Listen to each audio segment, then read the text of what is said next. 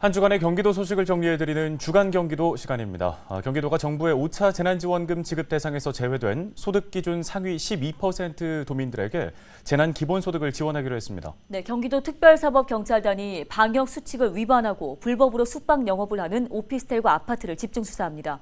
한 주간 경기도 소식 김호 기자가 정리했습니다. 경기도가 정부의 5차 재난지원금 지급 대상에서 제외된 도민들에게 재난기본소득을 지급하기로 했습니다.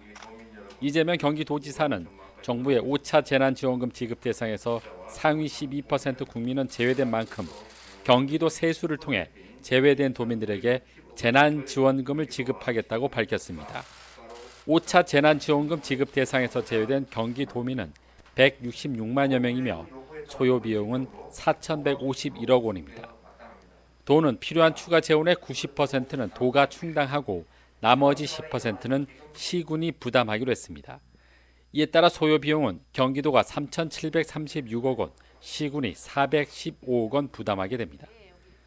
경기도는 시군의 재정적 어려움을 고려해 초과 세수에 따른 도의 조정 교부금 6천억 원을 시군에 조기에 배분하기로 했습니다. 경기도는 부동산 거래세와 지방 소비세 등 도의 초과 세수가 1조 7천억 원에 이른다며 재난지원금 전 도민 지급에는 문제가 없다고 밝혔습니다. 경기도 특별사법경찰단의 미신고 숙박업소에 대한 집중 수사에 나섭니다. 특사경은 다음 달 3일까지 오피스텔이나 아파트에서 불법으로 객실을 운영해 부당이익을 얻는 행위를 집중 수사할 방침입니다. 특사경은 투숙객을 가장해 업체에 들어가 불법 행위를 직접 확인하는 미스터리 쇼핑 수사 기법을 활용해 수사에 나설 예정입니다. 공중위생관리법에 따라 미신고 숙박 영업을 할 경우 1년 이하의 징역이나 1,000만 원 이하의 벌금에 처해집니다.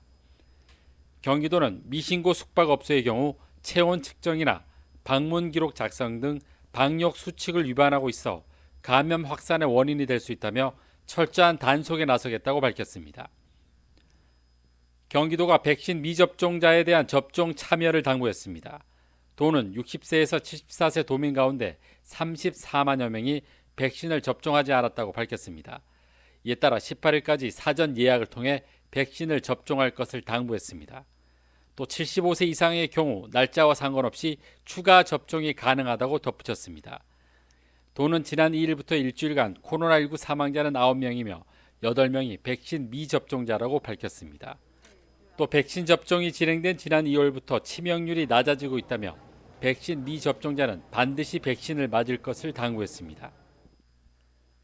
경기도가 양주 장흥계곡 불법 행위를 방치한 관련 공무원을 문책할 것을 요청했습니다.